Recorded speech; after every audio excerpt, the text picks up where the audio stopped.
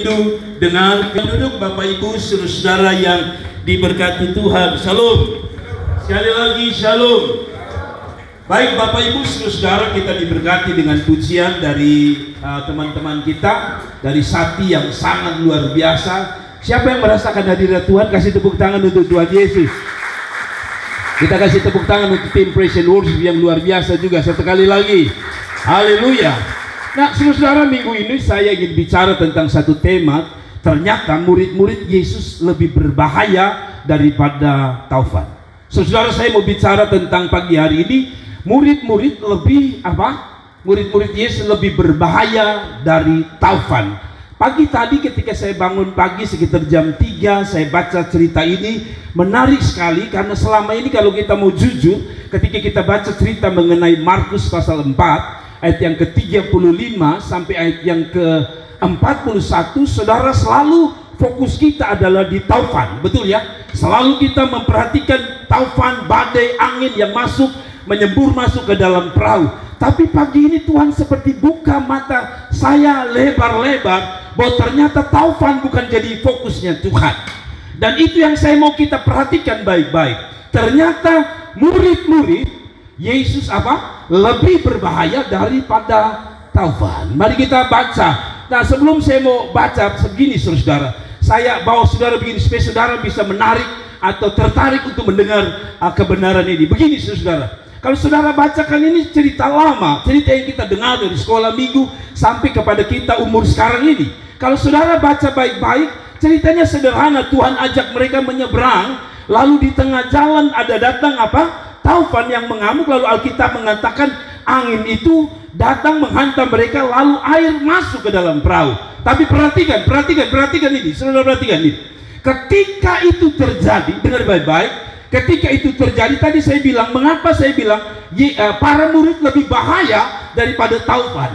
Karena perhatikan baik-baik, ternyata Tuhan itu dia tidak hanya menghardik angin. Sebenarnya angin itu hanya titik kecil yang terlihat oleh mata, tapi ada titik besar yang tak terlihat oleh manusia, yaitu hati manusia itu sendiri. Jadi kalau saudara perhatikan, pada waktu Tuhan menegur pada ayat terakhir, Tuhan bilang begini sama para murid, mengapa kamu takut dan mengapa kamu tidak percaya? Jadi kalau saya mau bilang begini, bahasa sederhana begini, memang Tuhan hardik angin, tapi sebenarnya yang paling penting Tuhan hardik itu adalah hardik hati dari para murid-murid. Saya mau saudara perhatikan bahwa akhirnya saya bilang, Tuhan terima kasih, saya selama ini fokus kepada taufan, sehingga menjadi khotbah-khotbah banyak orang adalah taufan. Padahal yang perlu dihardik itu bukan taufan, hati daripada manusia itu sendiri. Nah, saudara-saudara, kita akan lihat. Tapi begini maksud saya, saudara, kita baru saja keluar dari COVID itu katanya berbahaya, tapi pada waktu berjalannya COVID, menurut saya COVID tidak berbahaya. Yang berbahaya siapa? Manusia itu sendiri. Sudah dikasih protokol kesehatan, jaga jarak sekian, jangan pakai masker. Sudah lihat ini? Sebenarnya COVID itu biasa, karena COVID itu kalau saya mau bilang kecil, tapi manusia yang tidak bisa diatur ini yang membuat COVID berkembang. Perhatikan, jadi COVID itu bukan masalah, yang masalah manusianya. Saya tanya saudara, apakah Tuhan mau tahu? Coba saudara jawab jujur. Tuhan mau tahu? Tuhan mau tahu? Tuhan tahu ada badai? Tuhan tahu di depan ada badai? Tuhan kok jelek sekali?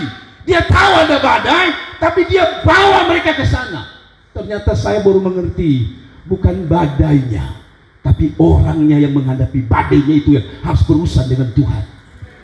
Kalau saudara baca, dia tinggal angkat begini, angin, badai, tenang, lembut sekali dia bilang. Kalau saya mau bilang, lembut sekali dia ngomong sama angin, angin, badai, tenang. Allah kita bilang dia tenang. Tapi waktu ketemu Petrus dia bilang, hei, kau takut dan tidak percaya, kira-kira begitu. Dengan angin dia santai, dia bilang, angin, badai, tenang ya. Tapi dengan manusia dia sedikit marah. Kalau boleh saya bilang, hei, kamu takut, kamu tidak percaya. Jadi kalau begitu kesimpulan saya, badai itu bukan urusan, urusannya adalah Tuhan dan Anda. Nah, itu yang saya mau bawa saudara. Oke, kita kasih tepuk tangan untuk Tuhan. Jadi saya selalu menerjemahkan begini, saudara. Hati yang bahaya atau hati-hati dengan bahaya itu. Kadang-kadang kalau saudara lihat di sini, saya coba bawa untuk kita mengerti kebenaran firman Tuhan. Saya coba bawa kita, menurut saya yang lebih berbahaya itu dari cerita ini adalah murid-murid Yesus bukan taupan atau air yang menyembur masuk ke dalam perahu mereka. Hati-hati yang merupakan bahaya, kadang bukan kanker, bukan tumor, bukan tantangan hidup, bukan juga masalah-masalah yang kita hadapi, bukan penyakit, bukan juga hal-hal di luar kita, tapi selalu saya bilang itu berurusan dengan kita. Tadi saya sudah kasih contoh antara itu, dan mari kita mulai baca. Mungkin saudara bertanya, masa sih taufan lebih bahaya? Memang secara, kalau kita lihat secara kasat mata, taufan itu berbahaya, tapi bagi Tuhan tidak berbahaya. Yang berbahaya itu dirinya. Kalau saudara lihat orang Israel, Tuhan tidak tahu ada di padang gurun ada panas? Tahu. Apa Tuhan tidak tahu bahwa di sana tidak ada air? Tahu. Apa Tuhan tahu bahwa di sana tidak ada makanan? Tahu. Tapi kalau saudara baca tujuan Tuhan bilang begini, aku memimpin engkau padang gurun untuk membentuk hatimu. Jadi persoalan itu bukan tujuan. Beres dari persoalan itu bukan tujuan akhir. Tapi tujuan akhir adalah diri saudara dan saya. Dia berurusan dengan diri saya dan saudara. Maksudnya apa Bapak Gembala? Ini mari kita lihat. Mari ini yang saya mau bawa kepada kita. Kita mulai baca ayatnya. Markus pasal 4 ayat 35 mulai sampai 41. Tapi menyingkat waktu saya langsung baca pada ayat yang ke 36 ya. Saudara lihat 36. Saudara lihat di sini. Saudara lihat di sini saja biar supaya kita bisa lihat bersama. Mereka meninggalkan orang banyak itu, betul ya? Lalu bertolak dan membawa Yesus beserta dengan mereka dalam perahu, di mana Yesus telah, perhatikan setiap kata-kata ya, saya mau saudara perhatikan setiap kata dia. Dan membawa beserta Yesus dengan mereka dalam apa? Perahu, di mana Yesus telah duduk dan perahu-perahu lain juga menyertai dia. Ayat 37. Lalu mengamuklah taufan yang sangat dahsyat dan ombak menyembur masuk ke dalam perahu, sehingga perahu itu mulai penuh dengan air. Jujur, kita selama ini fokus di ayat 37, ada angin dan banyak pengkhotbah mengkhotbahkan tentang taufan, bagaimana Tuhan menghentikannya. Tapi apakah itu tujuan Tuhan? Tidak. Mari kita baca ayat 38. Pada waktu itu Yesus sedang tidur. Perhatikan, taufan datang, Yesus tidur. Apa Tuhan tidak tahu? Tahu. Karena dia tahu prosesnya bukan dengan taufan, prosesnya dengan orang di sekelilingnya. Makanya dia tidur. Tapi beda manusia, mereka fokusnya kepada mana? Taufan. Nah, saya baca. Pada waktu itu Yesus sedang tidur, diberikan di sebuah tilam. Maka murid-muridnya membangunkan dia dan berkata kepada dia, Guru, engkau tidak peduli kalau kami binasa? Ia pun bangun, menghardik angin itu dan berkata kepada danau itu, diam, tenanglah. Lalu angin itu reda dan danau itu menjadi teduh sekali. Perhatikan, apa dia butuh waktu berjam-jam untuk meneduhkan badai? No. Badai 1 detik dia bilang diam, tenang. Tapi saudara tahu yang tidak bisa dia hentikan dalam 1 detik, yaitu hatimu sendiri. Tidak ada manusia yang diproses hanya dalam 1 hari dia berubah. Saudara dengar baik, kalau badai 1 kali dia bilang stop, Lazarus mati, dia bilang keluar. Kalau yang bersifat yang di luar itu sedetik dia bisa kerjakan. Tapi yang luar biasa, dia membutuhkan bertahun-tahun untuk membangunkan kita. Itu persoalan. Jadi mari kita lihat ayat yang selanjutnya. Ini lihat. Ayat selanjutnya berkata begini, suruh lihat ini. Ayat selanjutnya, suruh lihat ini. Saya coba untuk bawa kita di dalam ayat yang ke 41 ya. Oke, tidak ada di situ ayatnya. Saudara, kalau saudara baca ayat terus sampai ayat 41, sebenarnya pada akhirnya singkat cerita bahwa angin itu teduh. Tapi sudahlah, saya tidak akan baca itu. Saya mau bawa saudara ke hal ini. Saudara, lihat ini. Selama ini, kalau kita baca ayat ini, kita harus jujur. Tadi saya bilang bahwa menurut kita lebih berbahaya. Taufan itu lebih berbahaya dari apa? Murid-murid. Ternyata di pandangan Tuhan, bahayanya itu murid-murid. Nah, apa maksudnya? Tadi saya sudah angkat tentang COVID. Demikian dengan cerita ini. Kalau jadi Yesus, maksud saya gini, kalau saudara dan saya jadi Yesus, masalah itu atau masalah taufan itu atau murid-murid yang menjadi fokus. pasti kita masalah itu, yaitu taufan itu, betul ya? Bagi saya, yang lebih mengerikan dan susah diurus oleh Yesus itu bukan menghardik taufan dan air yang masuk ke dalam perahu mereka, tetapi apa yang ada pada diri para murid. Yang bermasalah itu bukan di luar taufan, yang bermasalah itu di sini. Taufan paling berat Tuhan hadapi adalah di hati para murid, bukan di taufan yang di luar sana. Taufan yang dihadapi Yesus bukan yang di luar, yang angin besar, tapi di sini. Saudara lihat, hari kemarin kita hantam Seroja, ya kan? Seroja itu, saudara, dia pak satu kali, dia hantam satu kali. Apakah itu supaya saudara lihat, oh Seroja luar biasa? Tidak. Maksud Seroja itu dikasih supaya kita lihat siapa kita. Oh, ternyata saya masih hidup, berarti saya harus lebih cinta Tuhan. Oh, Seroja hantam, tapi kita tidak ada yang mati misalnya, berarti urusannya bukan Seroja, karena Seroja sudah berhenti. Tapi setelah Seroja, itulah yang saya bilang, Tuhan masih berurusan dengan kita. Badai sudah habis, taufan hari itu sudah habis. Tapi kalau saudara baca sampai ayat terakhir, Tuhan tegur ayat terakhir, kau takut, kau tidak percaya. Itu yang mau dihantam oleh itu. Jadi seolah begini, Tuhan kasih persoalan supaya Tuhan lihat apakah engkau tetap percaya kepada Dia atau engkau takut dan engkau lari dari masalah itu. Ngerti ya?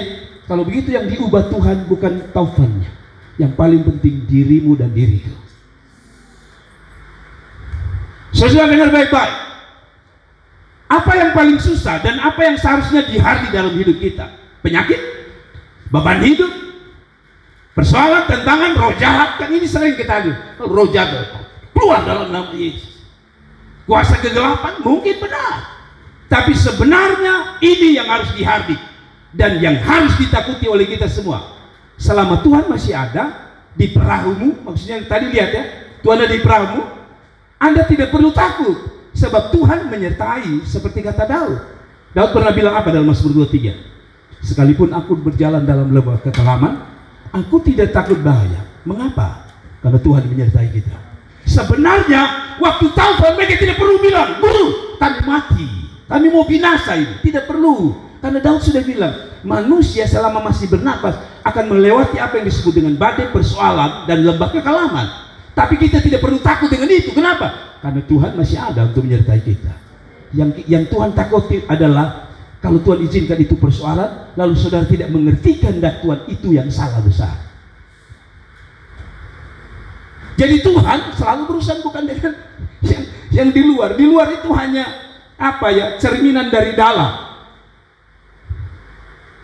Jadi kalau Tuhan izinkan masalah karena Dia mau bersihkan sesuatu yang di dalam. Apa maksudnya? Nanti tunggu sebentar. Seperti kata Daud tadi, saya bilang, sekalipun aku berjalan dalam lembah kekelaman, aku tidak takut bahaya, sebab Tuhan menyertaiku. Kalau begitu, apa yang harusnya dirisaukan Yesus dan apa yang harus dirisaukan oleh diri kita sendiri? Apa yang paling berbahaya sebenarnya? Satu, saya langsung saja, yang perlu dihardik, yang perlu dihancurkan bukan hanya badai, tapi satu, saya belajar dari cerita ini, kesombongan atau menghardik rasa sombong kita karena merasa diri mampu berjalan tanpa Tuhan. Sebenarnya itu yang harus dihardik oleh Tuhan. Karena tadi saya bilang badai itu 1 detik, stop. Tapi yang ini selama badai itu ada, ini yang muncul, menghardik rasa sombong karena merasa diri mampu berjalan tanpa Tuhan. Perhatikan ayat ini baik-baik, saudara perhatikan ini. Saya tidak tahu pengertian. Saya tahu saya punya anak-anak dari sekolah Alkitab belajar tentang hermeneutik. Saya juga belajar, tapi saya mau lepas sedikit saja untuk saya bawa dalam pengertian saya sebentar. Saya coba membawa Anda dengan cara praktis. Ayat 36, coba perhatikan baik-baik. Mereka meninggalkan orang banyak itu lalu bertolak dan membawa Yesus beserta dengan mereka dalam perahu di mana Yesus telah duduk, dan apa? Perahu-perahu lain juga menyertai Dia.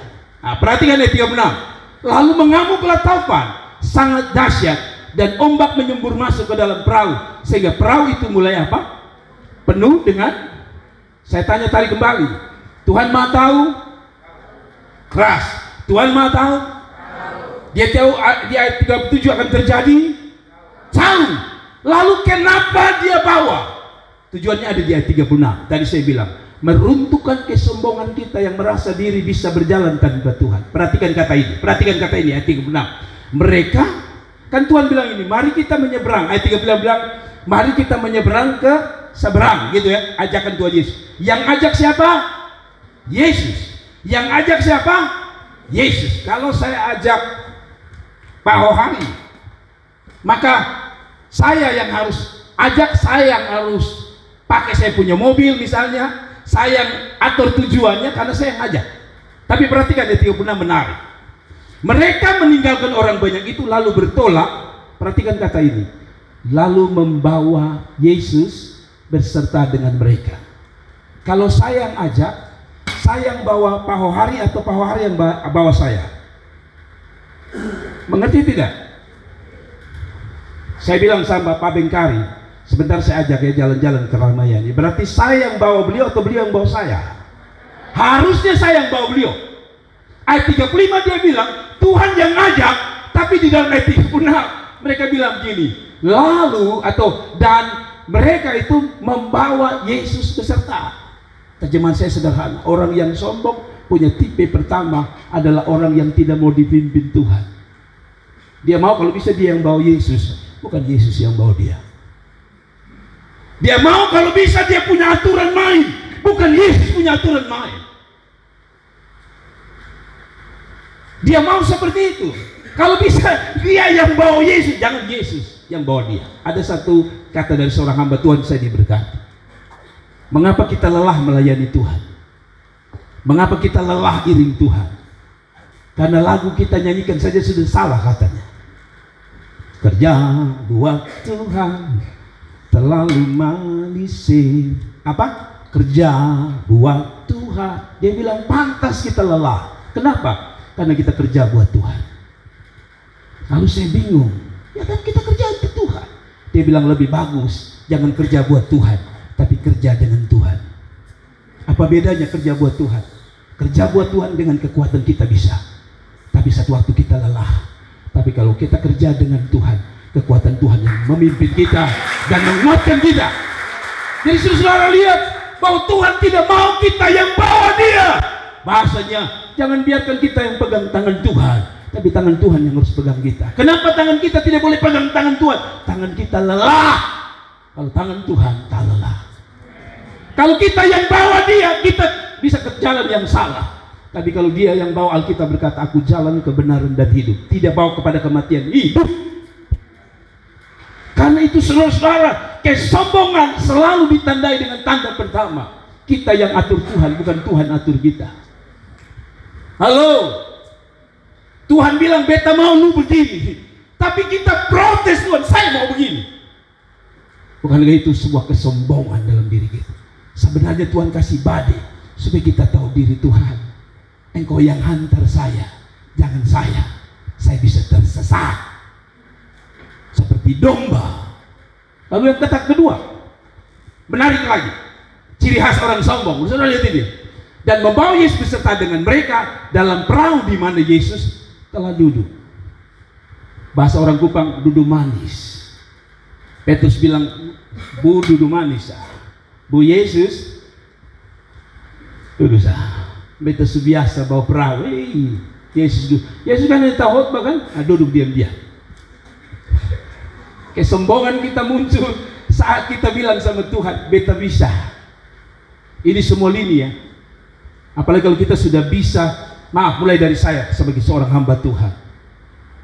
Saya harus jujur, saya tidak tahu saya pun anak-anak yang sedang sekolah. Biasanya sebelum kita sekolah Alkitab, Bapak Bengkari, memang kita pelayanan. Tapi satu tantangan bagi kami sekolah Alkitab adalah setelah kami belajar, kami tahu. Dan kadang-kadang jujur, dalam perjalanan saya merasa khotbah itu tidak usah didoakanku, besok saya bisa ngomong gitu. Saya bisa bicara, saya bisa sampaikan sesuatu. Tapi dari ayat ini Tuhan bilang begini, jangan coba-coba lu kerja, Tanpa Tuhan hanya duduk manis. Badai datang, topan datang, habis kau. Artinya apa? Orang yang sombong ditandai dengan dia hanya menggunakan kemampuannya tanpa mengandalkan kemampuan Tuhan. Yeremia bilang apa? Diberkatilah orang yang mengandalkan Tuhan, tapi terkutuklah orang yang mengandalkan manusia. Bukan hanya manusia di sebelah sana, manusia itu diri kita sendiri. Makanya Tuhan hantam, hei para murid, jago kau bawa perahu. Tapi satu waktu mereka berteriak, Tuhan kami binasa. Jago mereka tangkap ikan, tapi selama kuasa Tuhan tidak disertai, mereka berkata, sepanjang malam guru kami bekerja, tapi kami tidak tangkap apa-apa. Kesimpulannya sederhana, badai persoalan membuat kita punya kesombongan diruntuhkan, supaya kita berkata, aku bisa karena Tuhan menyertaiku. Kasih tepuk tangan untuk Tuhan. Saudara lihat bahwa Tuhan menghancurkan kesombongan manusia, supaya kita sadar kita tidak ada apa-apa, kita nothing tanpa Tuhan. Lalu yang lagi, satu kata di sini, di mana Yesus telah duduk dan perahu-perahu lain menyertai dia. Saya tidak tahu, saya hanya mau terjemahkan begini. Tadi saya bilang kalau Yesus yang ajak, berarti katanya adalah Yesus yang menyertai mereka. Tapi Alkitab bilang begini, perahu lain datang juga, tapi perahu itu yang menyertai Yesus, bukan Yesusnya yang menyertai mereka. Bukankah ini pengalaman kita sehari-hari? Kadang-kadang kita pikir tak perlu Yesus menyertai, yang penting ada uang menyertai. Kadang-kadang kita pikir ya tak perlu Yesus menyertai, yang penting ada orang-orang dekat, orang-orang yang bisa kita andalkan menyertai. Sampai kita lupa bahwa tanpa penyertaan Tuhan hanya ada kegagalan. Sudah mengerti sampai di sini? Kesombongan 2000 tahun yang lalu masih terjadi sampai hari ini dan masih menggoda kita terus. Tadi saya bilang badai sudah berlalu, tapi ternyata Tuhan belum berhenti berusaha. Sudah lihat ya, habis dia tidak marah dan tegur bilang, hei sombong kau. Dia tidak sampai di situ lalu selesai. Saudara lihat, dia hentikan badai dulu, baru dia omong sama Petrus. Artinya apa? Kalau saudara lihat semua, kesimpulannya kalau saya bikin waktu, time-nya begini. Dia hanya butuh 2 detik atau 1 detik untuk ngomong badai berhenti. Tapi dia butuh mungkin 15 menit untuk nasihati Petrus. Berarti lebih banyak mana hati murid daripada taufan itu. Dan satu perkara yang dia mau hancurkan adalah kesombongan kita, keangkuhan kita. Kesombongan itu tidak mengenal siapa dia. Orang kecil, orang besar, jemaat maupun kami hamba-hamba Tuhan. Ya, salah satu tantangan kami hamba Tuhan, kalau khotbah orang diberkati, lalu jemaat keluar katanya, Bapak, saya diberkati sekali. Wow, saya diberkati. Saudara tahu, itu makan pujinya hamba Tuhan. Nanti dia bilang begini, oh puji Tuhan, biar kemuliaan bagi nama Tuhan. Tapi dalam hati, wow, siapa dulu? Betana, belum tahu. Ada amin.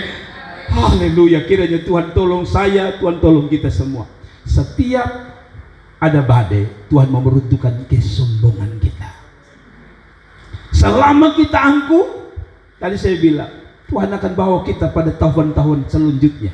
Sampai kita bilang, Tuhan, saya kapok, saya capek, saya tidak bisa tanpa Tuhan. Ada amin? Sebab itu dia bilang, lalu mengamuklah taufan yang sangat dahsyat. Tadi saya bilang, bukan Tuhan tidak tahu, tapi Tuhan mau bentuk ayat 36. Taufan hanya merupakan jalan untuk kita makin rendah hati dan berserah diri pada Tuhan. Ada amin? Ayat ini ternyata klop dengan Keluaran pasal 33 ayat 15-16. Kalau saudara lihat, Musa pernah ambil kesimpulan 3 poin tadi itu di sini. Dia bilang begini, berkatalah Musa kepadanya, jika engkau sendiri tidak membimbing kami, jangan suruh kami berangkat dari sini. Musa tuh hamba Tuhan, gembala sidang tersukses di dunia. Kenapa saya bilang tersukses? Yonggi Cho pimpin hanya sekian dan dikatakan hamba Tuhan besar. Dia pimpin satu bangsa. Patilah mana lebih besar, Yonggi Cho atau Musa? Musa. Tapi Musa bilang begini, Saya tidak berani untuk memimpin diri saya sendiri, apalagi bawa jemaat tanpa Engkau. Murid-murid terbalik. Yesus hanya bisa khotbah saja. Perahu dia tidak mengerti. Biarkan saya yang bawa. Baru Petrus sadar. Ayat 16. Dari manakah gerangan akan diketahui? Aku telah mendapatkan kasih karunia dari hadapanmu, yakni aku dengan umatmu ini. Bukankah karena engkau berjalan bersama-sama dengan kami, sehingga kami, aku dan dengan umatmu ini dibedakan dari segala bangsa yang ada di muka bumi. Lihat, Musa mengakui, saya tak bisa. Ada amin. Jangan Tuhan yang pegang kita lah, ganti Tuhan peganglah tangan saya. Jangan biarkan kita yang bawa Yesus, biarkan Yesus bawa kita.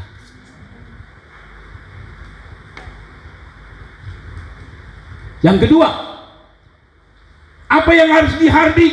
Yang paling berbahaya tadi saya bilang bukan taufan, tapi kesombongan yang pertama. Tapi yang kedua, ini yang harus diurus oleh Tuhan Yesus, yaitu menghardik rasa. Saya sengaja menggunakan kata hardik karena ini berurusan dengan orang Pentakosta, orang karismatik. Menghardik rasa cemas yang berlebihan dalam diri kita. Sekali lagi, poin kedua yang mau dihancurkan Tuhan bukan taufan, bukan air yang masuk, kan tinggal timba, selesai.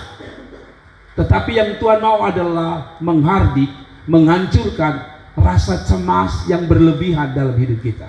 Coba Anda perhatikan lagi ayat yang ke-38 ulang. Perhatikan baik-baik, perhatikan cerita ini. Pada waktu itu Yesus sedang mana? Ini kita sudah hafal pasti.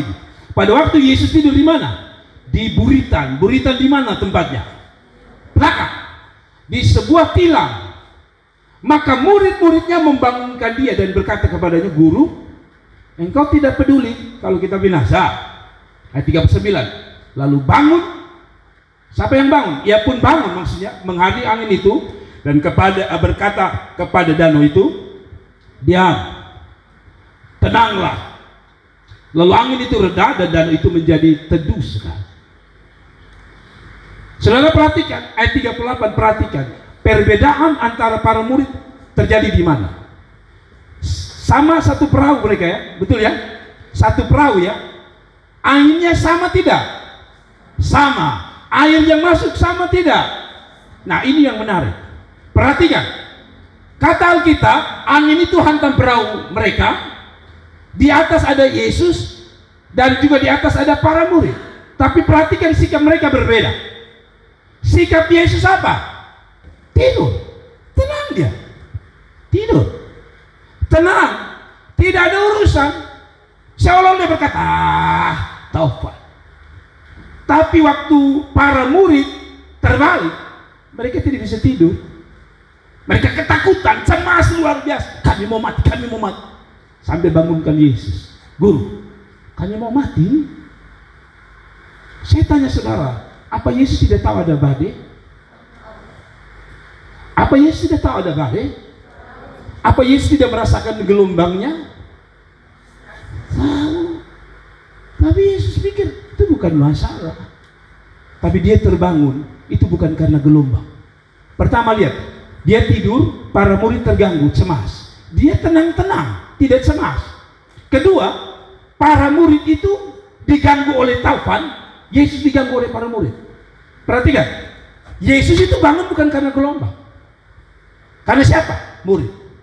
Dan itu yang Bapak Tua marah. Kasih bangun, saya pikir untuk apa? Taufan, Tuhan bilang, ya saya tidak urusan di taufan. Kau ini, apa itu? Kecemasan yang berlebihan. Semua takut, semua cemas. Nanti saudara bisa mengerti, nanti saya bahas. Cemas itu hati-hati. Perhatikan, perbedaan antara Yesus dan para murid yang saya sudah jelaskan. Yesus tidur nyenyak, para murid tidak bisa, takut mati. Nah ini yang saya mau bilang. Hati-hati, panik, rasa cemas yang berlebihan itu akibatnya banyak. Satu, salah fokus. Orang yang panik itu salah fokus. Harusnya fokus kepada siapa? Tuhan. Tapi mereka fokus pertama masalah, taufan. Fokusnya salah. Saya mau bilang sama saudara, kecemasan itu yang pertama diganggu adalah fokus kita. Orang yang cemas, saya percaya fokusnya pada masalah. Selalu saya bilang Daud itu lawan Goliat, kalau dia lihat Goliat, maka pasti dia cemas. Bukan cemas lagi, gemetar dan bisa mati di tempat. Tapi Daud melihat ada Tuhan. Saya lihat ketika Daud lihat Tuhan, dia bilang, kau datang dengan lembing dan tombak, aku datang dengan nama Tuhan. Fokusnya jelas. Kecemasan itu akibat dari salah fokus. Saya dengan istri saya ini, istri saya paling takut kalau saya bawa kendaraan di tepi jurang. Kebetulan kami kemarin saya pergi ke Lole, tempat kampung bapak saya. Saya tahu istri saya ini paling takut dengan kemiringan, lalu kedalaman atau ketinggian. Jadi kalau saudara lihat ada aspal yang atau ruko yang agak tinggi begini, saya sengaja pergi ambil kiri, kasih miring mobil. Itu langsung istri saya bilang, bapak cari tempat rata saja bapak. Dia takut mobil itu terbalik. Jadi saya kadang-kadang agak nakal, saya bawa ke situ, saya kasih miring betul. Atau saya bawa ke jurang. Nah, di kampung bapak saya itu lewat jurang. Jadi istri saya bilang kanan. Saya bilang, mama ambil kiri kanan saja. Jangan saya ambil kanan saja. Saya ambil makin kiri bapak jangan gila. Ini jurang, ini jam. Saudara saya pasang lagi ke situ.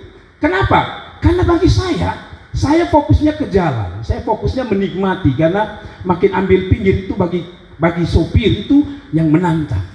Jadi makin tipis saudara ambil itu seperti ada rasa gairah di situ. Tapi bagi saudara yang tidak tahu kendaraan, mengerikan. Ini kalau jatuh, innalillahi wa inna ilaihi rajiun. Tapi sekali lagi, selalu kita fokusnya di mana? Jurang. Sang sopir tidak pikir di jurang. Sang sopir juga tahu. Pertama, khusus saya sebagai sopir.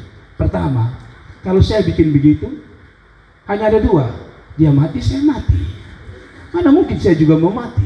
Yang kedua, kalaupun nanti kita terbalik, kan sebelah kiri lebih berat, yaitu istri saya. Berarti saya duda sedu-sedu. Saya juga tidak mungkin. Tapi karena istri saya fokus itu, saya main ke situ, makin pinggir, dan saya bisa melihat ketakutan itu makin besar. Pulang saya bilang, mak, kau ambil ke kanan. Saya kan sudah kalau balik kan saya sudah yang di kanan. Saya pikir beliau kurasa takut hilang. Ternyata beliau juga takut. Ternyata marah-marah, tapi dia takut kehilangan saya juga. Haleluya. Bini ini kalau sudah marah-marah, wah Tuhan ini menjengkelkan. Tapi kalau baik Tuhan mulai tarik nafas, Tuhan jangan ambil Tuhan, beta masih sendiri Tuhan. Tuhan ampuni saudara. Tapi mari kita lihat, orang panik menimbulkan masalah. Katanya, saya baca di kompas.com. Kalau Anda tidak percaya, bukan kompas.com. Katanya, orang yang panik, cemasnya berlebihan, itu gampang kena darah tinggi, sesak nafas, stroke, mati cepat. Saudara tidak, saudara buka saudara. Jadi kalau saudara mau mati, tidak usah minum baygon, cemas saja. Jantung akan berdebar-debar kuat, pompa lebih keras lagi, pompa darah lewat kepala saudara, maka saudara bisa jalan baik. Guru kami binasa. Saya tanya saudara, dia bilang apa? Guru kami binasa. Mati kok belum Petrus waktu itu. Tapi kau bilang mati ya. Guru kami mati, kami binasa. Guru kalau bangun bilang gini, coba lu tarik nafas. Kau itu masih ada nafas, kau bilang kau mati. Sederhana sekali, orang yang itu biasanya sesak nafas. Saudara, yang kebanyakan lambung katanya juga karena cemas yang berlebihan. Ya, saudara-saudara yang sedikit lambung, bukan hanya saudara makan asam, pedas, tapi salah satunya cemas. Jadi cemas itu hati-hati. Bapakku tadi saya cek di rumah sakit darah normal. Kenapa pulang? Sudah darah naik, hampir lompat lewat kepala. Karena kita cemas ya. Dokter bilang, Bapak hati-hati. kayaknya bapak pun kolesterol naik. Itu hanya omong kolesterol naik, tapi kita bawa dalam tidur. Kolesterol mati, tetangga kemarin gara-gara kolesterol dia sudah mati. Jangan sampai saya juga mati. Kita bawa, napas kita sesak sendiri. Ya kalau saudara sudah asma, jangan terlalu cemas lah. Bilang ini biasa. Ada aneh. Jangan waktu batuk, sudah bilang kayaknya sudah katanya. Lalu istri karena jengkel bilang, Tuhan lanjutkan Tuhan, lanjutkan. Oh Tuhan ampuni saudara. Nah sudahlah, mari kita lanjut, mari kita saudara lihat saudara. Saudara ini bagus kan dia bilang, kecemasan tak hanya berpengaruh pada apa? Kondisi mental, tapi juga fisik.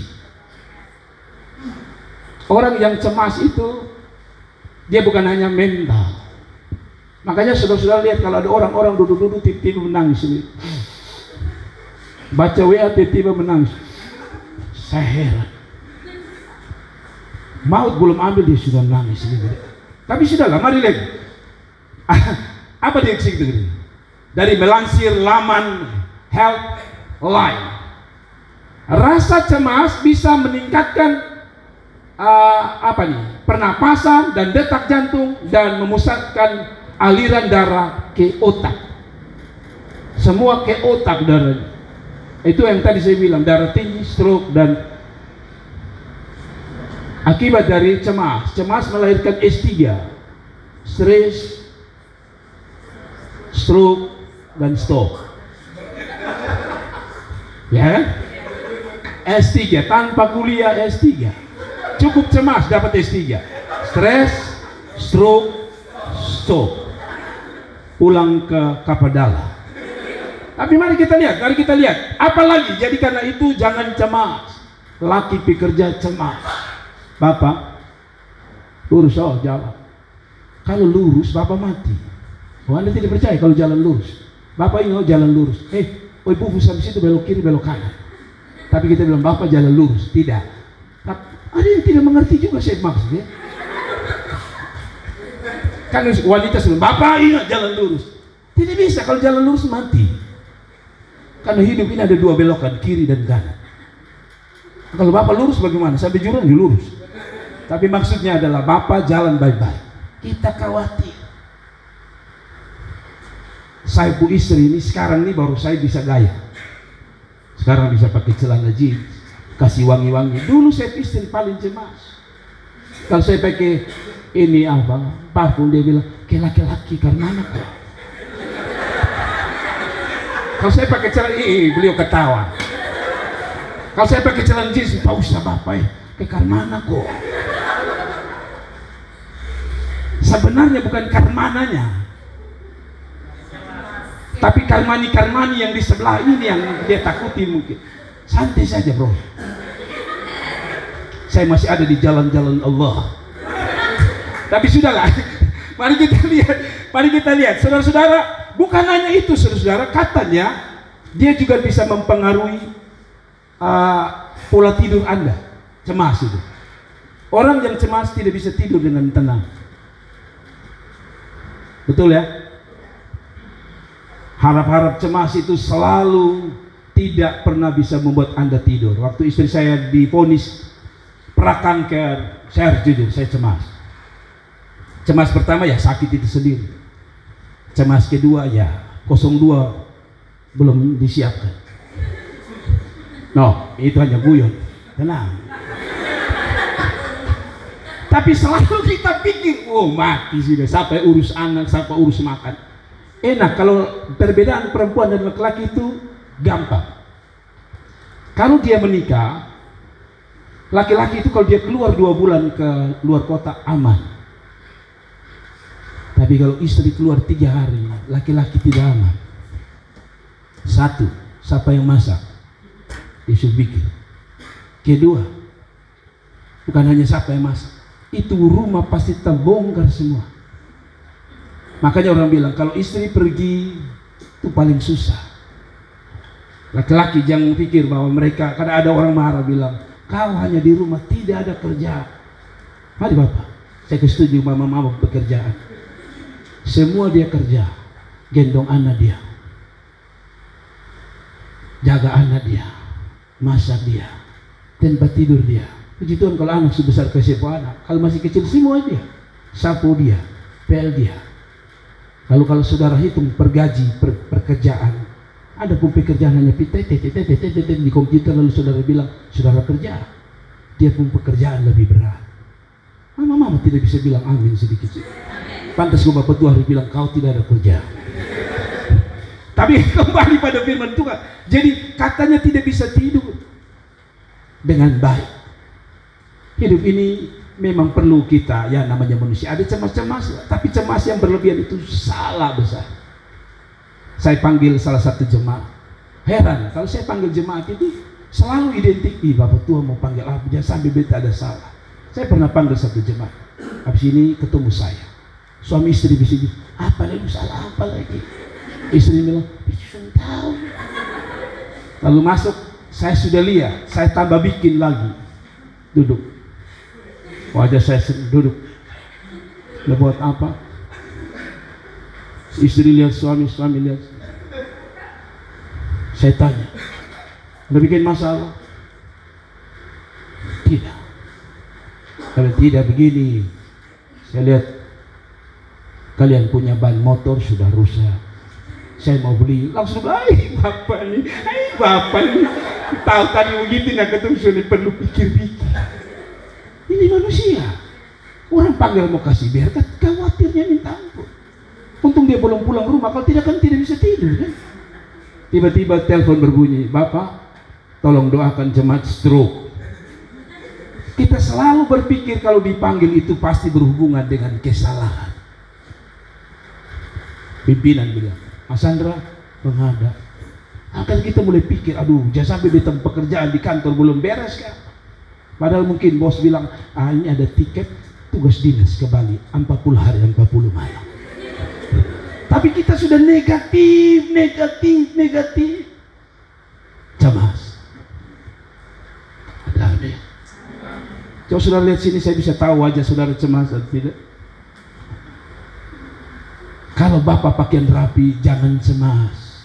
Pikir positif. Bapak tua mau berubah. Laki-laki itu serba salah. Dia tidak tahu mandi, bau ketek. Lalu kita bilang, laki-laki apa kok begitu? Lihat laki-laki sana tuh bersih gagah. Tapi kalau dia mulai bersih, laki-laki begatal satu. Serba salah. Tuhan ampuni istri kita dan Tuhan memberi pengampunan bagi dia selama-lamanya. Nah, saudara lihat Markus pasal, saudara lihat di dalam ayat yang sampai di mana tadi saya bilang, yang harus dihardik adalah rasa cemas yang berlebihan. Ada amin? Rasa apa? Cemas yang berlebihan. Kalau tidak bahaya. Nah saudara-saudara, tadi saya bilang bahwa yang kedua, kualitas tidur itu apa? Menurun. Dan yang ketiga, mengganggu. Perhatikan, saya ternyata saudara lihat ini. Mengapa dia cemas itu mengganggu? Karena ini sistem ekskresi, betul ya, dan pencernaan hormon kortisol menurun. Ada kata sol di belakang. Makanya sering kalau saudara beli obat lambung itu pasti ada sol-solnya. Nama obat apa lah? Omeprazol. Tapi saudara jangan pergi lihat di sol sempat tulis sudah bilang obat lambung, tidak. Sol itu mungkin berhubungan dengan lambung, pencernaan. Jadi katanya orang yang itu selalu terganggu di sini. Bapaknya dia sini makan apa ya? Kenapa ya minta lambung? Cemas. Ada amin. But orang bilang. But tahu but ya. Lalu menurunkan kualitas tidur, mengganggu. Ini wanita dengar baik-baik wanita. Mengganggu saluran reproduksi. Menurut ahli Jessica Chan, kecemasan bisa membuat siklus menstruasi tidak teratur, mengganggu kesuburan, dan memperburuk gejala menopause. Jadi saudara yang sudah mulai umur, jangan percepat menopause dengan cemas. Cepat. Saudara-saudara, saya baru mengerti ternyata Ini pengalaman dari apa yang saya khotbahkan. Jadi nanti kalau kita layani orang yang bergumul dengan anak, jangan saudara hanya periksa dokter lalu doa puasa. Tanya dia, jangan sampai cemas.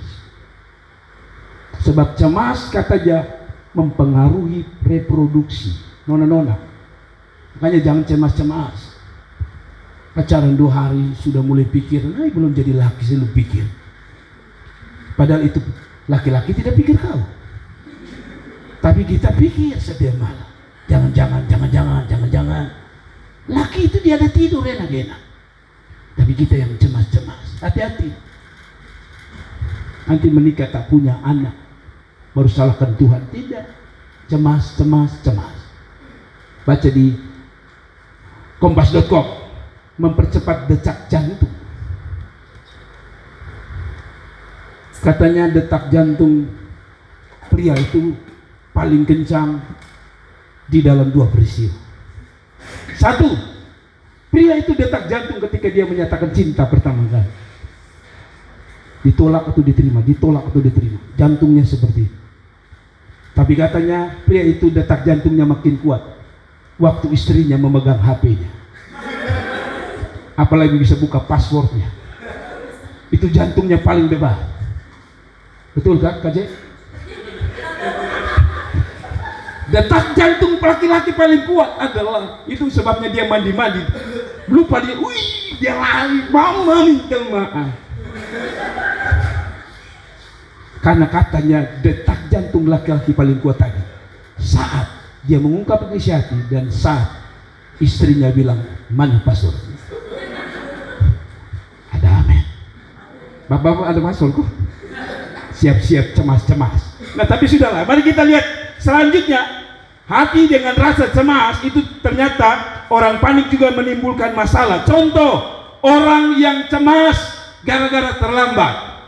Mama-mama yang biasa ke kantor, aduh mandi, jangan sampai, terlambat. 1, hati-hati, itu berhubungan dengan roll rambut. Orang yang terlalu cemas, terlambat. Terakhir roll ada di sini. Suruh naik motor kencang sampai di tempat kerja baru orang ketawa. Kenapa? Mama ada roll rambut di atas. Kita punya kecemasan ini berlebihan. Lalu saudara lihat ini. Saya ke sini. Di sini supaya saudara bisa lihat. Jadi orang yang panik bisa salah pilih pasangan hidup. Jangan hati-hati loh. Cemas itu berhubungan dengan orang bisa salah pilih pasangan hidup. 20 tahun masih jalan dengan cantikku. 25 tahun jalan masih. 30 tahun mulai cemas. Seolah-olah itu 35 bicara. 35 bos. Sehingga akhirnya sudah begini. Kalau dulu 25 tinggi, ganteng, punya duit banyak, mobil. Pas umur 35 kestur, nggak usah ganteng lah, yang penting ada uang. Umur 40 lalu saudara bilang gini, siapa saya yang penting bernapas. Sehingga agama apapun hantam bapak. Karena cemas tidak bisa kawin. Belajarlah, saya selalu bilang, belajar dari ayam di kampung. Ayam itu tidak perlu pikir yang namanya masuk minta. Ayam tidak pernah pikir yang namanya belis. Ketemu ayam mai itu langsung ayam laki begini saja. Dia kurung bapak.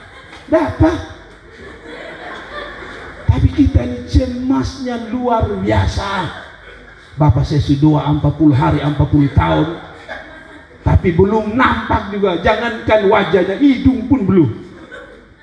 Tahan-tahan lah. Ada amin? Ada amin?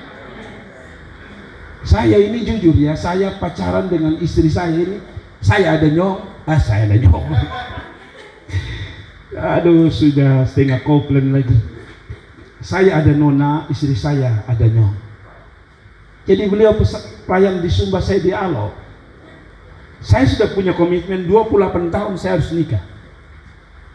Saudara harus berdoa supaya ada laki-laki yang bilang, Tuhan tahun ini saya menikah, dan saya berharap itu adalah Anda. Pantas kau jomblo sampai mati. Jadi bisa bilang amin sedikit. Nah sudahlah. Lalu istri saya juga bilang tahun ini kami menikah. Waktu kami berjumpa di rapat, saya langsung bilang ke istri saya, karena saya pun nona di Jawa juga tidak jelas. Tidak jelasnya itu, satu saya sih bilang, kita pelayanan di Kupang. Wih, kita pikir-pikir dulu, baik. Kau pikir sudah terus. Saya pikir-pikir, saya tanya istri saya, ada no? Ada. Jelas tidak? Hai, dia juga tidak jelas mau datang Kupang. Sama, kita juga tidak jelas. Mari kita perjelas sudah. Ya. Kalau laki-laki tidak jelas, buang dia, cari yang jelas. Para pengalaman. Oke sudah, tapi begini saudara. Jadi akhirnya saya bilang sama istri saya, kau telepon, bilang, saya telah menemukan yang jelas. Saya juga telepon. Saya bilang sama istri saya, dan saudara, saya bilang jangan cemas. Biasa perempuan itu cemas nih. Saudara, ini yang saya bilang ke istri saya. Waktu saya mau omong ke istri saya, bilang sama istri saya suka seseorang. Istri saya bilang siapa? Pokoknya seseorang. Tapi saya berdoa supaya seseorang itu harus terima pertama cinta saya, kedua ketika saya bilang saya mau menikah sekarang juga, dia akan berkata yes. Lalu istri saya bilang, oh begitu? Iya. Wih bagus kalau gitu. Lalu saya bilang, itulah dirimu. Kalau engkau mau, bulan depan kita nikah. Istri saya bilang, yes. Pizza. Dan kami lanjutkan menikah. Artinya begini saudara, tahu saya cemas. Waktu kami sudah habis mau komitmen mau nikah, sekarang mulai pikir uang. Kadang-kadang kan tidak mau kawin gara-gara, weh bapak, mau ada doi. Saya mau bilang sama saudara, kami dua tidak cemas. Betul, serius. Istri saya masih hidup. Makanya dia duduk di sini. Tapi maksud saya begini, kami tidak khawatir. Kami yakin Tuhan sediakan dari awal sampai akhir. Dan betul saudara, kue orang yang tangguh, makan orang yang tangguh, pesta orang yang tangguh, mobil orang yang tangguh, hotel orang yang tangguh, semua orang tangguh. Kami hanya sumbang 1 juta lebih, tapi itu dipulangkan. Kami kembali, mulailah dengan hidup. Bukan hanya itu, kami mulai dengan nol kalau boleh saya bilang. Tapi kan biasa kalau orang nikah itu kan pasti tidak datang kosong kan. Ada yang datang cium, sambil cium, amplop ditaruh. Saya bilang yes, amplop pertama. Cium lagi, amplop kedua. Hari itu saya kasih tinggal, orang cium istri saya, tidak apa-apa, yang penting amplop jauh.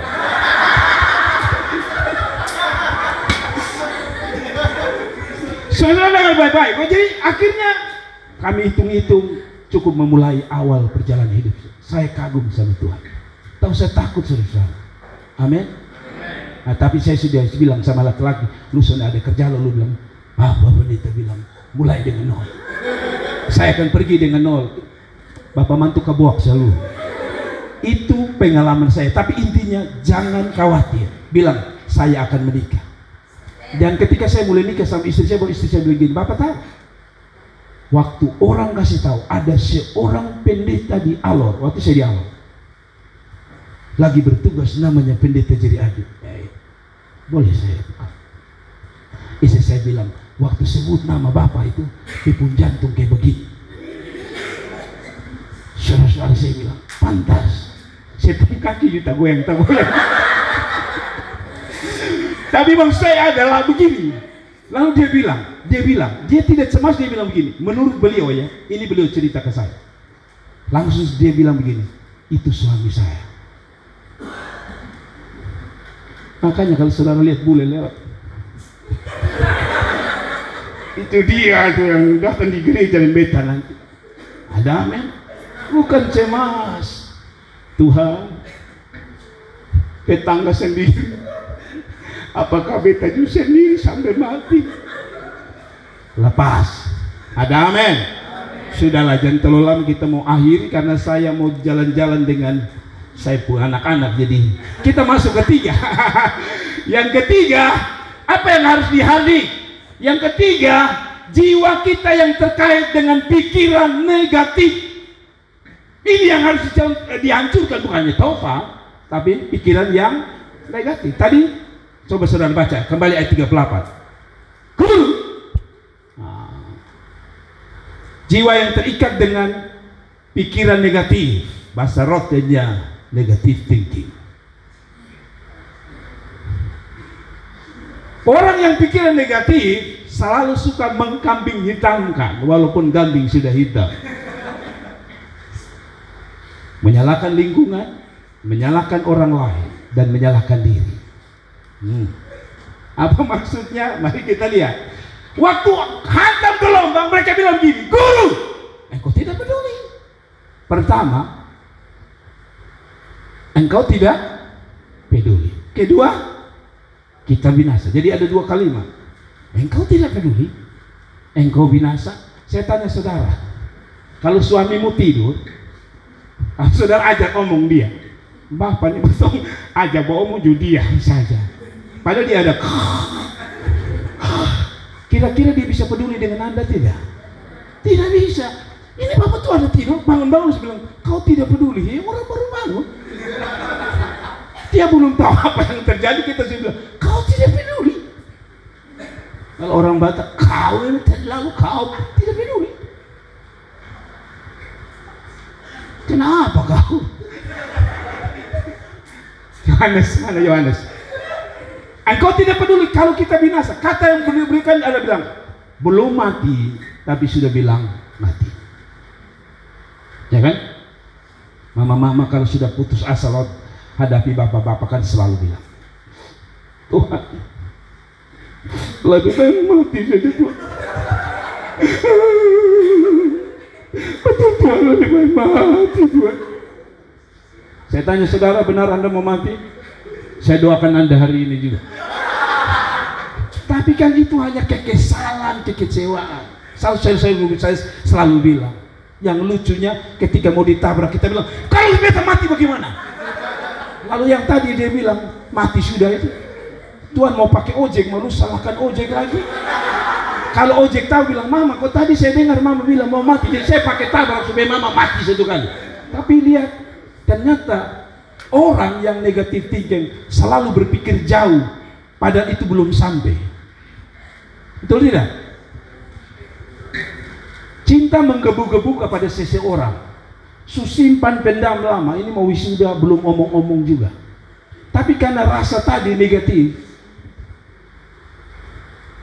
kita mulai banding. Itu nona yang ganteng saja omong dia tolak. Apalagi kita merege ke pendeta jadi, aduh ini kita sudah negatif dahulu. Saudara dengar, yang muda-muda, saya memberkati saudara. Katanya, untuk mendapatkan seorang wanita cantik tak perlu ganteng selamanya. Selamanya tak selalu ganteng. Karena sudah dibuktikan orang-orang cantik kadang-kadang didapati oleh orang-orang jelek. Yang selalu dikatakan bahwa bagi istri yang cantik sebuah malapetaka, bagi suami sebuah anugerah. Tapi saudara tahu mengapa yang jelek bisa dapat yang cantik? Sederhana. Ternyata di balik kegantengan itu nomor 2. Tapi katanya yang paling penting keberanian. Jadi mulai sekarang kalau ada nona cantik, beranilah. I love you, tolak tidak apa-apa. Yang penting berani. Sebab kalau orang berani masih dapat 2, ditolak dan diterima. Kalau engkau tidak berani, engkau sudah hanya dapat 1, ditolak mantap-mantap. Bukan masak-masak, ditolak mantap-mantap. Jadi kalau begitu, keberanian itu penting. Tapi orang tidak berani kalau tadi selalu negatif. Maaf, menurut survei, orang yang tidak pede adalah orang yang suka berdandan berjam-jam. Kalau Anda berdandannya, ya sekarang Anda orang percaya diri. Tapi katanya kalau orang berdandan berjam-jam, hanya alis saja. Dia lukis ke stripe, itu jalan bunganya titik-titik. Sebenarnya muncul karena katanya orang itu tidak percaya diri. Seolah-olah berkata, kalau alis bengkok begini, tidak percaya diri. Kalau kasih naik sedikit, saya lebih percaya diri. Apakah itu ada dalam diri saudara? Minta ampunlah sama Tuhan. Iklan telah membuat orang kehilangan percaya diri, selalu negatif. Indonesia ini identik hitam itu jelek, hitam itu kotor, putih itu cantik, putih itu mantap. Tapi apakah betul? Tergantung dari Anda. Tapi menurut Alkitab kita semua sama ciptaan Tuhan. Tapi kan hitam ini kalau ketemu nona mengkilat, dia rasa di kulit tambah hitam. Kita kadang-kadang terpengaruh dengan situasi kita. Saya punya anak nona, saya pernah bilang di situ. Dia pun adik bilang, dulur terus. Karena anak saya yang besar hitam kayak saya. Lalu dia nangis. Saya bilang, anak, salah. Lu lihat lu mama putih atau hitam? Putih. Bapak meregi. Dapat tidak? Dapat. Ini bukan masalah hitam atau putih, black or white. Ini bicara tentang di sini. Selalu kita negatif. Hitam itu kotor. Saudara lihat kalau orang beli oto itu selalu yang hitam. Kenapa? Anti kotor. Jadi kalau saudara hitam begini, anti kotor.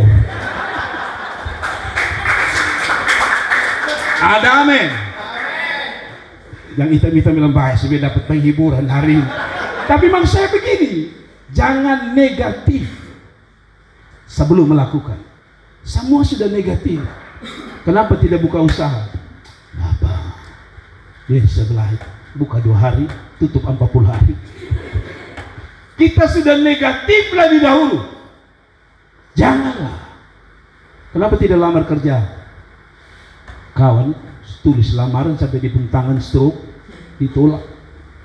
Kita negatif. Ini dia bilang, guru, kau bilang, kami bilang. Belum mati tapi sudah pikir. Kita laki-laki ini paling, kita juga laki-laki harus jujur, kita ini masuk di kategori ini. Selalu negatif, selalu cemas, selalu negatif. Anak masih kecil, kita stres bilang, aduh nanti dia kuliah kemana. Padahal baru lahir. Kita pikir dia kuliah nanti. Hey, step by step. Lu kalau langkah naik rumah tingkat, itu kan ada tangga. Lu paksa ke atas, langsung naik ke atas, kaki putus kakak. Artinya kita perlu cemas, tapi kalau cemas berlebihan juga tidak baik. Saya ingat dulu waktu anak-anak saya mau masuk SMP, ini kebetulan ada miss-nya di sini. Sekolah itu bagi saya, bagi orang lain mungkin murah, bagi saya mahal. Waktu saya omong di istri saya, untung kasih masuk. Lalu saya bilang sama istri, ini dia angka. Istri bilang, hah? Ya. Coba satu saja kita berusaha, napas susah. Dia itu angka langsung napas susah. Sekarang masuk 22, Bapak. Saya pikir sudah coba. Kalau memang di tengah jalan tidak ada uang, kasih kedua. Tapi puji Tuhan, sampai mereka lulus, selalu ada cukup. Tapi selalu kita sudah mulai negatif. Nanti bagaimana, nanti bagaimana, nanti bagaimana. Kau tak punya apa-apa. Orang yang negatif katanya suka menyalahkan keadaan orang lain. Ada apa-apa, ini gara-gara lu, ini gara-gara lu. Kalau tidak, beta tidak begini. Ini gara-gara lu, ini gara-gara mama, ini gara-gara bapak. Bisa keadaan itu. Tapi tak selamanya karena mereka. Tapi dirimu sendiri yang bermasalah. Jadi saudara tidak bisa salahkan orang lain. Saya kasih contoh, ada orang yang mengalami pelecehan seksual misalnya di masa dia kecil. Kadang-kadang dia tidak bisa lihat masa depan. Karena apa? Pelecehan di masa yang lalu. Tapi saya mau bilang sama saudara, Oprah Winfrey, seorang negro, wanita negra, dipelecehkan oleh orang dekatnya. Kalau tidak salah bapaknya sendiri. Dilecehkan keluarganya, tapi dia tidak fokus pada masa lalunya. Dan kita tahu dia punya acara televisi yang hebat, luar biasa. Masa lalu memang mengganggu, tapi jangan masa lalu ambil masa depan. Sekali lagi, masa lalu memang mengganggu, Tapi masa lalu tidak boleh mengambil masa depan. Buang.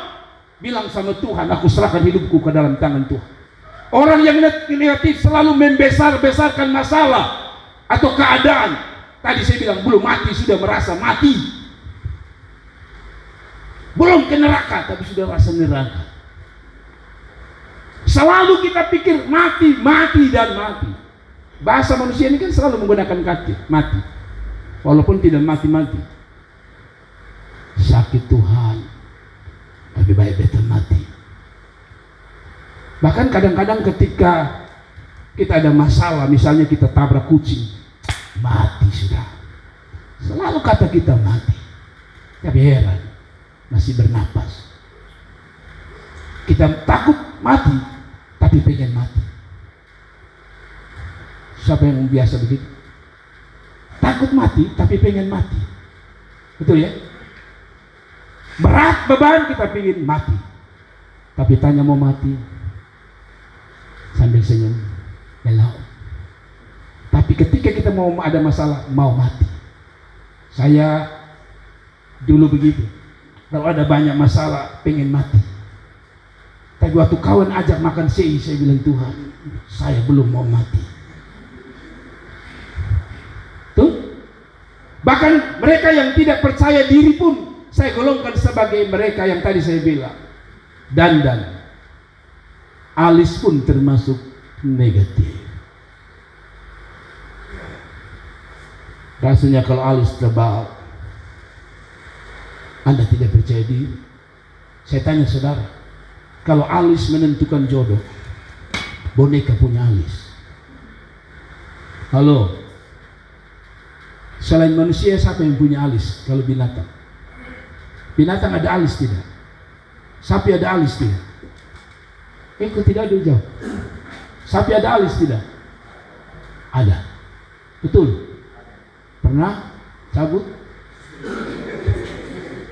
Pernah sulam? Sapi tidak pernah sulam, tapi tetap dia dapat jodoh. Anda susulam 4 kali, ganti warna, masih sendiri. Kalau begitu alis bukan penentu jodoh. Ya kalau alis hanya untuk bikin cakep tidak apa-apa. Tapi kalau alis Anda pikir sebagai penarik dia, saya mau tantang saudara, bikin alis. Lu mau rata kok? Lu mau kasih naik kok?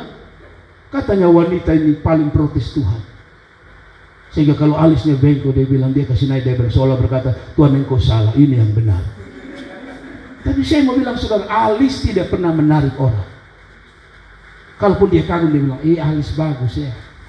Tidak pernah ada orang yang datang, wih lu alis besok kita kagum. Pernah ada begitu? Ternyata. Lalu Bapak kalau gitu kita tidak boleh cabut alis. Bukan, istri saya ini cabut. Saya bawa, mobil mana? Cabut alis, saya antar. Cabut alis itu penting, tapi kalau cabut alis seolah-olah baru bisa mengangkat harga dirimu, Anda salah. Keriting rasanya lebih apa? Lebih minder kalau saudara rambut lurus. Tidak salah. Istri saya ini sudah berapa kali tarik. Saya bilang, Mama, sekali jangan tarik. Ikat di motor bentar. Saya suka goyang di istri saya. Tapi memang saya adalah tidak apa-apa, tarik untuk keindahan, kecantikan, no problem. Tapi jangan sampai engkau hanya rasa kalau engkau tarik baru engkau percaya diri, itu salah besar. Ada amin. Yang terakhir, tak usah mengantuk, ini saya mau tutup. Yang terakhir, yang harus dihantam adalah keraguan-raguan dan rasa takut. Ini masalah besar. Keraguan-raguan dan apa? Takut. Mari kita baca ayat terakhir. Soal terakhir bisa senyum sedikit. Ayat terakhir 39. Ia pun bangun apa? Mengharding angin itu, berkata kepada danau itu, diam, tenanglah. Lalu angin itu reda dan danau itu menjadi teduh sekali. Lalu ia berkata, apa? Mengapa kamu takut? Mengapa kamu tidak percaya? Badai itu sudah lewat. Besok takut itu datang lagi. Mungkin hari itu karena badai itu dia takut, betul ya? Tuhan singkirkan badai. Pertanyaan saya, takutnya hilang? Masih. Karena besok kemungkinan badai datang lagi. Kalau begitu bukan masalah badai, takutnya yang harus dibereskan. Rasa tidak percaya yang harus dibereskan. Kehidupan ini bukan tanpa persoalan. Persoalan ada, tantangan ada, tetapi takut yang berlebihan hanya akan melahirkan ketidakpercayaan. Ketidakpercayaan akibat dari rasa takut. Oh, saya bermain kata di sini. Dengar baik-baik. Ketakutan bisa menghilangkan rasa ketidakpercayaan. Ketidakpercayaan bisa membunuh atau melahirkan ketakutan.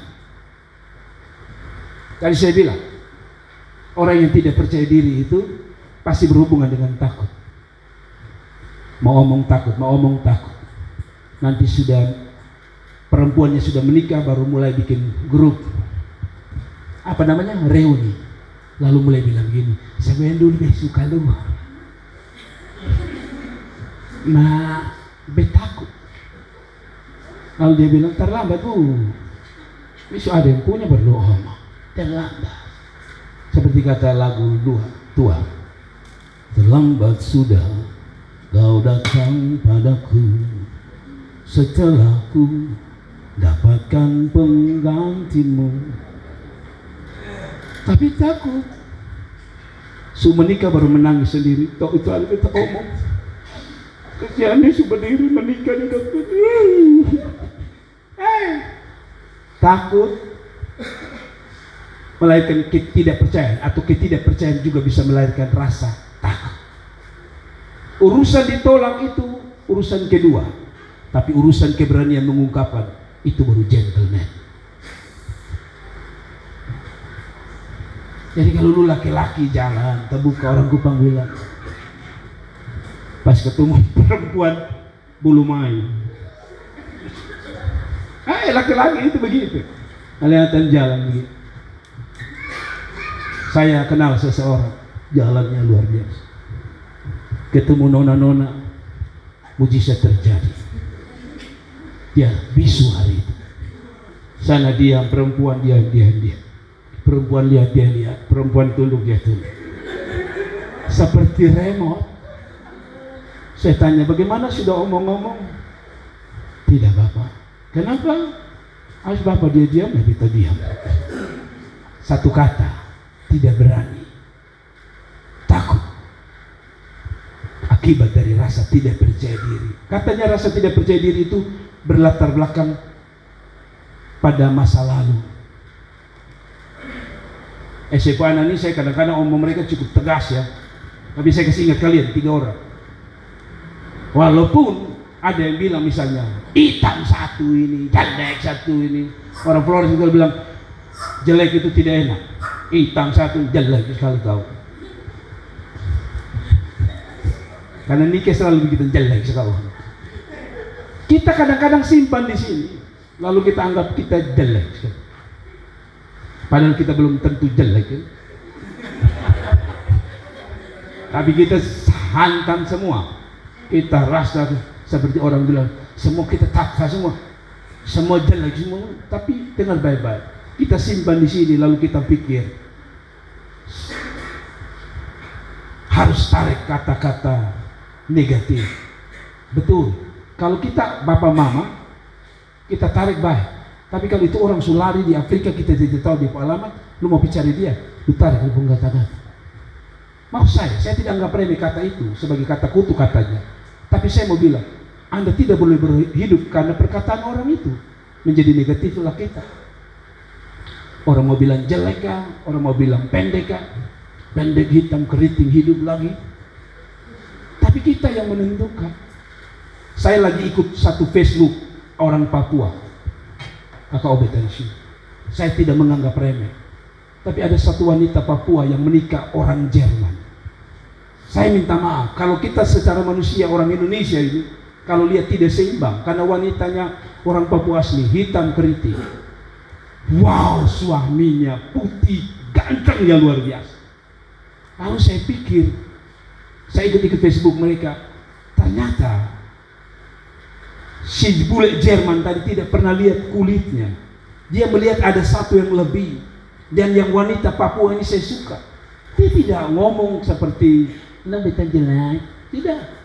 Dia omong seperti seolah-olah dia ratu.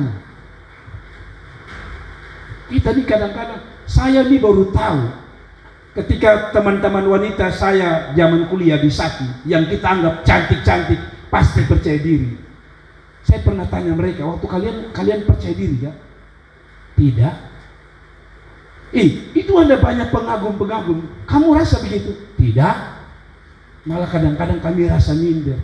Saya dalam hati kasihan ya, cantik saya sudah minder. Apalagi kita yang makere ini. Tapi saya belajar di Nona Papua itu yang disebut luar biasa. Kita sering nyanyi, aku anak raja, engkau anak raja, kita semua anak raja. Tapi mental kita mental budak.